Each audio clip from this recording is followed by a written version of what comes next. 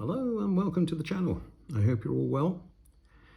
Today we're going to tie a wet fly, and it is the silver march brown, and in this instance a partridge silver march brown. Now I think this fly is undervalued and thus underused. It can be very successful at certain times of the year. Let's get into the tying. In the vise I have a size 14 nymph hook, and I'm tying with 8/0 black thread. So I'll start that just a little bit behind the eye, wind down the thread and trim off the excess, and wind down to the rear of the hook shank, like so. Now to make this fly I'm using feathers from the tail of the partridge because these are just a little bit stiffer. So I've plucked out a couple, and I'm going to use one of these for the tail. Same as usual, just pull them out at 90 degrees. Try and level them up and tear them off.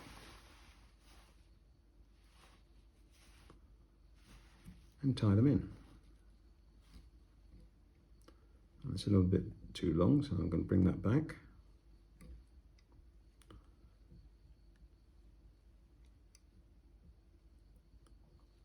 There. Just fine. And trim up the butts and tie them down. Just tidy up and back down to the rear of the fly.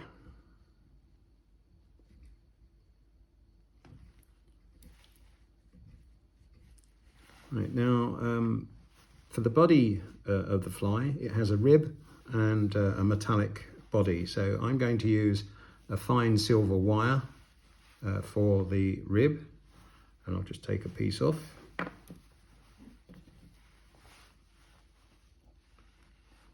And I'm going to tie that in.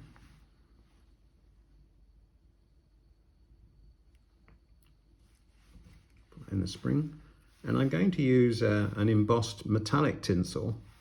Metallic because it'll add a little bit of weight to the fly, and embossed because it'll add just a little bit more reflection on the body. And tie that in.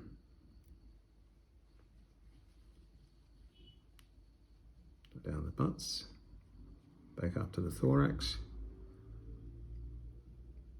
and tidy up the body.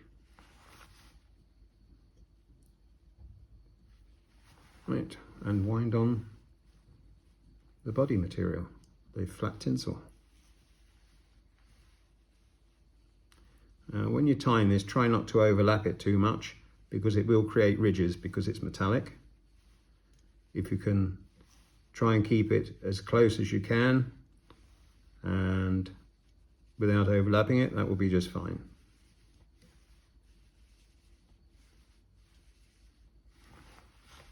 And tie off the tinsel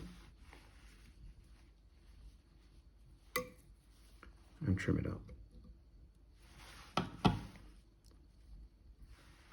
And tidy up that tinsel. And put on the wire rib. Open wraps.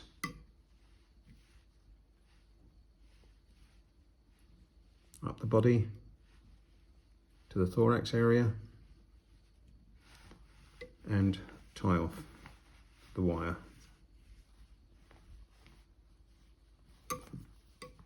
Actually, that should helicopter off. Right. Now for the wing, I'm going to use one of these other feathers. To create the wing, I'll just pull off some fibers.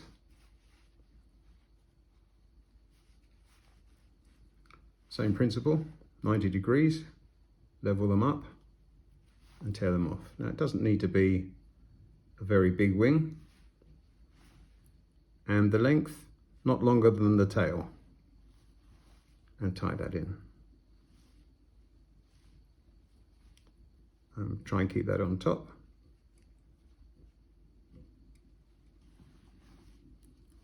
and tie down the butts and trim them up. That's an errant fibre there, get rid of that.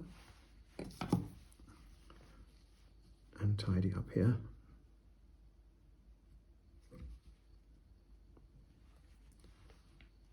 Right, now this fly does have a beard hackle or a throat hackle, however you like to describe it. So I'm going to turn this over in the vise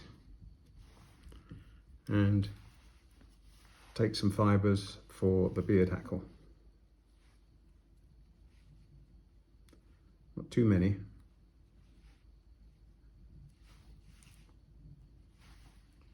And tie that in.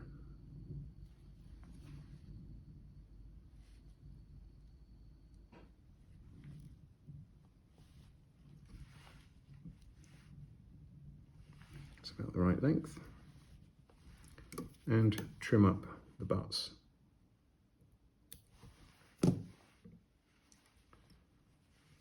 Turn this back over into the vise.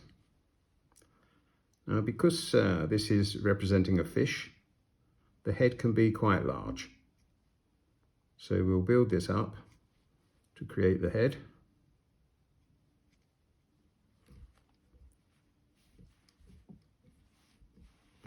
And before I tie it off, I'll put a little bit of glue onto the thread.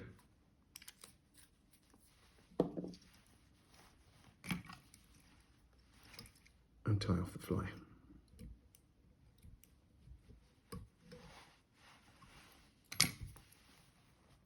And trim it up. Right, now to finish off the head, I'm going to use some UV varnish to strengthen it and create a nice head onto the fly.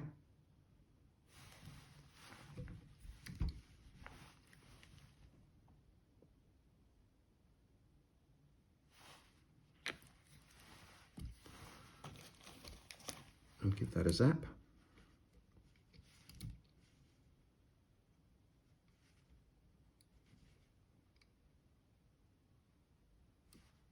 Like so. And there you have the fly complete. Now, how do I fish this? Now, I normally fish this with a floating line and with no indicator, or with no floating indicator. And I fish this by fishing it upstream and just letting it run through. Now, where will I fish this? Small fry, small fish will not have the strength to be in midstream. So they're more likely to be at the edge of the river where there is little flow. And also, to avoid overhead predators, they're also more likely to be under a bush or a tree to prevent overhead attack. So that's the sort of location where you're likely to find the pin fry on the river. Okay, I hope you enjoyed the tying. Please don't hesitate to share it, give it a thumbs up, and thank you for viewing, and I'll see you in the next video. Bye.